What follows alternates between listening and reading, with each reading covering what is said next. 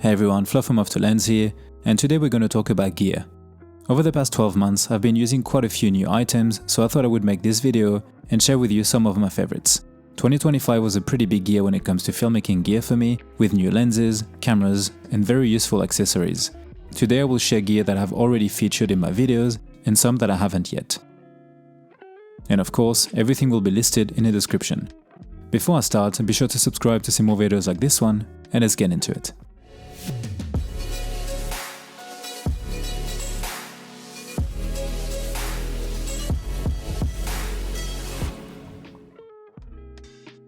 At number 1, we have the Blackmagic Pixis 12K.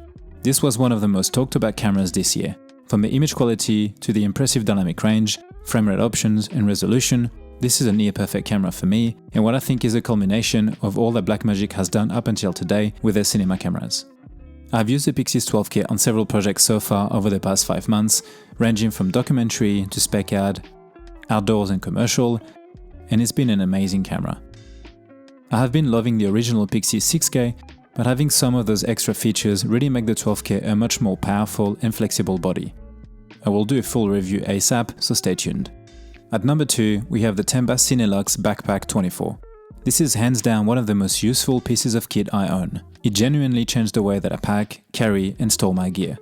I have owned the 21 shoulder version for a while now, and I absolutely love it. However, since I recently started to use large rigs, I decided to also get the 24, and this time as a backpack version so I could carry it while hiking or on shoots. These doctor-style bags are extremely useful as you can keep your kit fully built up and just get ready to shoot or pack in seconds. And since I take my car on many of my shoots, this is something that I bring every single time with me. They are super sturdy and also protect my gear. It might not be as exciting as new lenses or cameras, but it has become an essential and invaluable part of my kit. Next, we have this new adapter from Thypok. As you know, the Simera C are some of my favorite recent lenses. They strike a very interesting balance between modern and vintage glass. Modern from their build and release date, but vintage for the image characteristics. I've said this before, but they really remind me of the Helios, especially wide open. These lenses come with an E or M mount natively, so in order to use them with my Blackmagic cameras, I first got a cheap M to L adapter from Earth and it did the job. But recently, Thypok released this one, their own M to L adapter. Super light, very well made, and it features an active and safety lock. And of course, it fits perfectly. It is also very secure and will be the one that I definitely use from now on. I think the Simera C lenses are already the smallest T1.5 lens series on the market, and together with this lightweight adapter, it makes for a very compact filmmaking setup.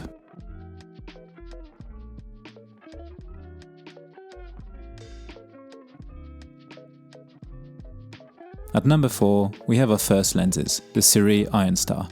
These really surprised me. I'm not someone that shoots a lot of anamorphic content, but I still do at least a few times a year. Having used and liked Siri lenses before, I was very keen to try these and they did not disappoint. I used the Iron Star to film a wide variety of scenes from the streets of New York to landscape and outdoor content, as well as docker style, and I was very impressed each time.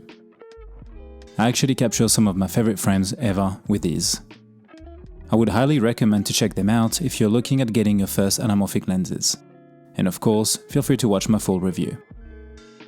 At number 5, we have another set of lenses, the Nisi Aorus. These cine primes are amazing and punch well above their weight when it comes to image quality, looks, but especially build quality. I think these lenses are the nicest spherical lenses I've used this year in terms of shooting experience and overall quality. They feel incredible. They happen to also be quite small and light for being full-frame cine primes with a T1.4 aperture covering also a 46mm image circle. I've used them with my friend Thomas Tessier for 3-day portrait piece on both the Ursa 12K LF and the Pixis 12K, and we're super proud of the results. Again, feel free to watch my review. Next we have an accessory, a very sturdy and useful one. This is a Mofage Talos damping magic arm. Cheap arms never fully work, and this is why I rarely use them. I've had several in the past and I always end up leaving them at home. This one though is a little different. Mofage makes very high quality products, and I've used their Poco drop-in filter adapter many times. This Talos arm is very well made, ridiculously strong, and can be used in many different ways thanks to the multiple adapters you can get. You can use it for monitors, small cameras, but also for some lights and a bunch of other accessories. The quality is incredible and I highly recommend to check it out if you're on the market for one of these arms. At number 7, we have the Mac Studio. Since I use very high resolution cameras for both my video and photo work, I need enough power to be able to work with those files on a daily basis. And since I get asked very often which computer I use, I thought I'd include it in this video. I have a Mac Studio M4 Max with 64 gigs of RAM and a 2TB SSD. I can edit my videos in 8K and also play back 12K files or even 17K ones in real time. Expensive, but definitely worth it for me. At number 8, we have another camera, the Ursa Cine 12K LF. This camera is a workhorse. It has everything I would ever need in a body. Incredible image, huge resolution, 16 stops of dynamic range, internal NDs, impressive frame rates, and a plethora of connections. I have used this camera on a couple of projects over several days, and it was extremely reliable, great to use, and I really like the images we were able to capture.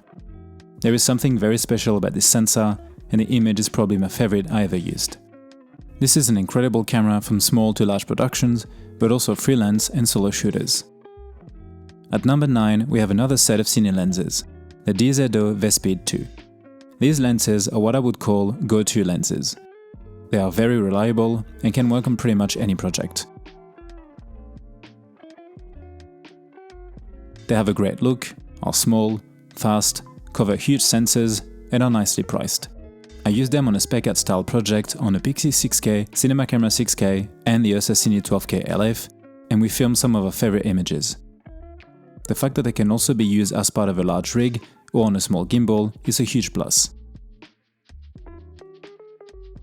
I highly recommend them. To me, this should be considered for anyone looking at getting a reliable set of Cineprimes. Feel free to watch my review for more info and footage. At number 10, we have another camera, and a very unique one, the Blackmagic Ursa Cine 17K. This large format cinema camera is absolutely insane. I had the incredible opportunity to use it in Iceland and in the French Alps, and it is an absolute beast. The sensor is of course what makes it so special, insane resolution with amazing depth. This is as close as we can get to shoot IMAX style format in a digital way, and it opens up so many possibilities for filmmakers around the world. For the price, it is an insane camera to rent or own. Now, I do not own this camera unfortunately, but I would love to be able to use it again for future and very distinct projects. And lastly, we have another set of lenses, the Siri Vision Primes. I wanted to include these as they offer incredible value. They are small, fast, light, with a great image, and all of that at a very affordable price. If you own a mirrorless mount camera and you are looking to get a new set of lenses, I would highly suggest you check this out. I use mine in different scenarios and I really enjoy the look and the shooting experience.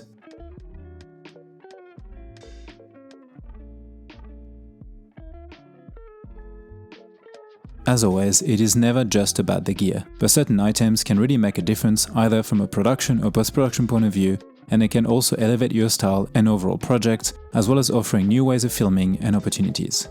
And let's be honest, camera gear is always fun. That's it for me for today guys, hope you've enjoyed this video, don't forget to subscribe if you did, and also let me know in the comments what piece of gear you got this year that you really enjoyed and made a difference.